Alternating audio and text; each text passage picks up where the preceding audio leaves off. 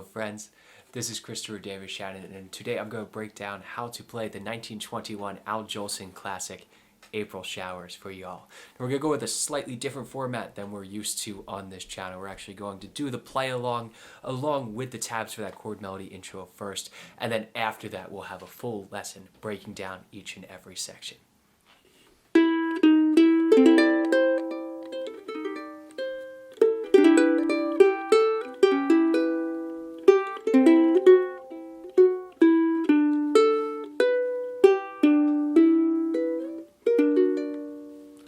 Though April showers may come your way, they bring the flowers that bloom in May.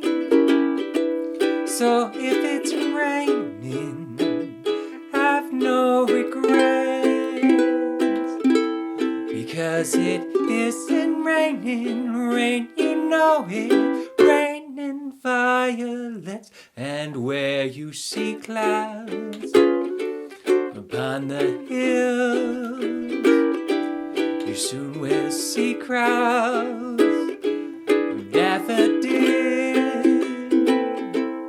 So keep looking for that bluebird, listening for his song whenever April showers come along.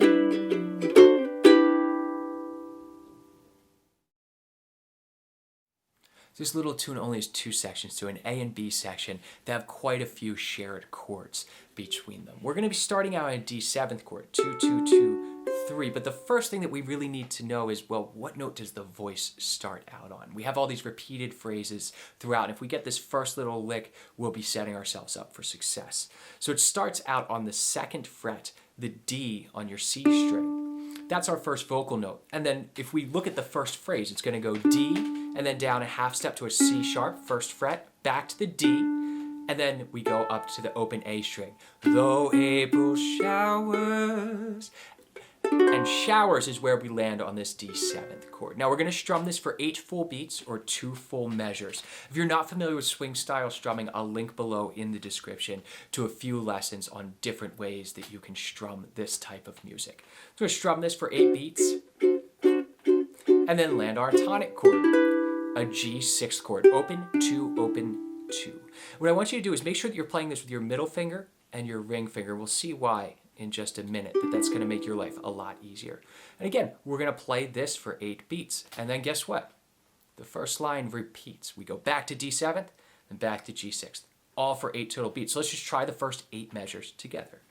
2, 3, 4, 1.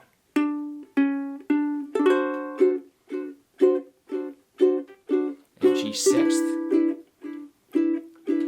back to D7th, to G6th. Now leave your hand right where it is, and if you're using the fingering I told you, the next chord that we're going to is an E7th chord. All we have to do is put our first finger down on the G sharp on the 1st fret of our G string, and we magically have an E7th chord without having to do too much. How long are we going to hold this for? 8 more beats. And this brings us up to our 2 chord. We're going to go to an A minor chord here. And I want you to play 2, open, open, 3. It's a C on top here. Still regular old A minor chord, much like the one you've played. We're just changing that treble note. And if you're playing your E7th, 1, 2, 3, fingering wise, you can just slide that on up, release the middle finger, and there's your A minor. Now, the original sheet music after this goes to an E minor 6th chord, which I thought was really odd. So I looked at what the piano is doing, and really what's happening here is kind of what we would think. It goes to an A9 chord, which sounds fancy, but y'all know your A7th chord. All we're doing for a 9th is adding a B natural to this, which is the melody note in the voice, which is on the 2nd fret of our A string. So we have open, 1, open, 2, an A9 chord. And again, 8 full beats, and this is going to bring us back to our D7th chord. 8 beats. So every chord in this A section is just 8 beats. Let's try the entire A section together, and we'll keep the chords up here, and I'll call them out as we go. 1, 2, 3, 4, 1. And back to G6th. D7th, and G6th. Put down that first finger for E7th, and A minor. Now to the A9, and D7, 2, 3, 4, break. And that gives us room for our vocal pickup to get us into the B section. So as I mentioned before, the A section and B sections have quite a lot of similarity between them, and that similarity starts right on the first chord. We're starting again on our D7 for 8 beats, and then coming on down to our G6. But what we're going to do here is really just omit the second line. So we're going to jump right to our E7th chord after that first G6, again for 8 beats, and then up to your A minor. So this is all familiar. This is all things that we have done before. But this is where things change a little bit. After this A minor plays for 8 beats, we're actually going to stay on it for an additional 4 beats.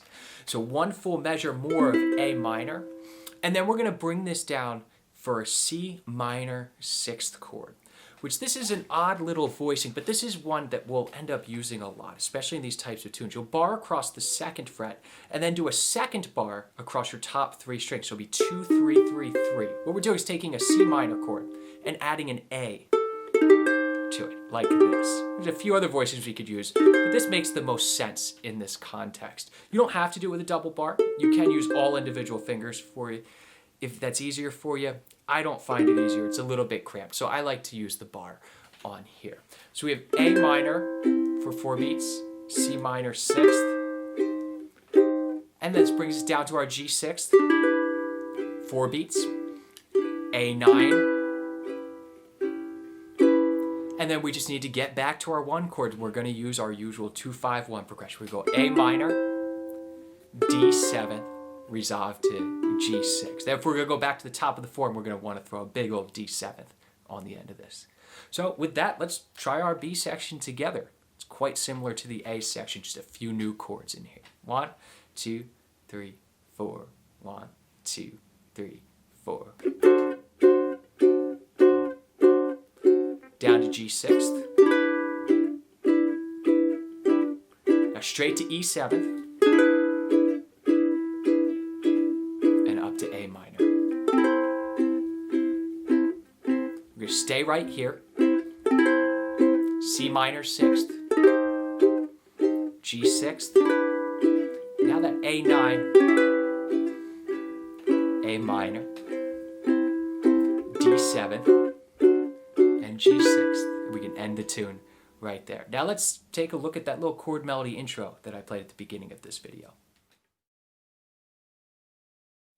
Now, although most people perform this tune as a medium swing today, the original recordings were almost entirely ballads. This was quite a slow tune, and I wanted to give a little bit of a nod back to that with this chord melody intro. So what we're doing is taking the last 8 bars, and we'll use the vocal pickup to establish time at the beginning of the piece.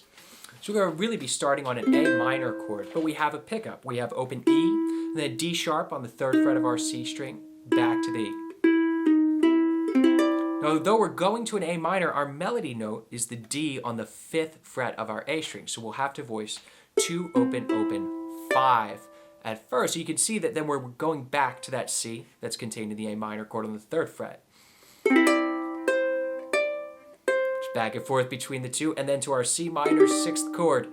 And we're going to need to do our partial bar for this because, again, we have that starting melody note of a D on the 5th fret of our A string. And we're going to let that ring out. And then we need an A, which we could just play on our open string, right? But it's already contained in our C minor 6th chord. The 6th that we are adding is an A. And that's on the 2nd fret of our G string. So we can just pluck that note instead of moving things. And then go to our G6th chord. Our melody note's the B right here. Up to the D on the 5th fret. Open G, open A. And then A9. Just like we played in the vocal version of the tune. So let's listen to these first 4 measures of the chord melody and see how it sounds.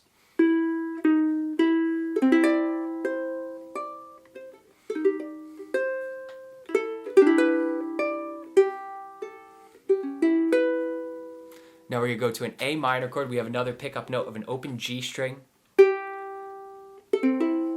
Now our next note is an E, so we can't strum our A string. We're just gonna have to strum all the way up to the E string, and you can rest your thumb on the A string so that you make sure you don't actually pluck it.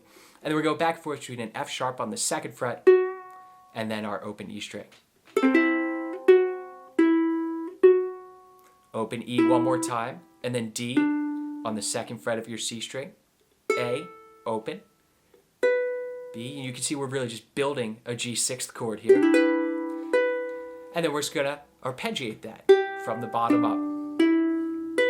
And we're gonna end on a D augmented chord, so a sharp 5, and this is just because I felt like it. So we'll bar across the 2nd fret, put the pinky up top, and then put the middle finger on the 3rd fret, the A sharp, on your G string, and that's gonna set us up nicely to get into the tune.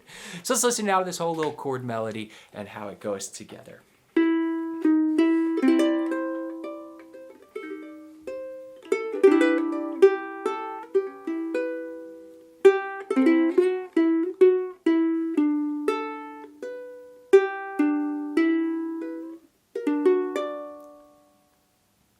I hope you've enjoyed this little lesson, and I'll see you all next week.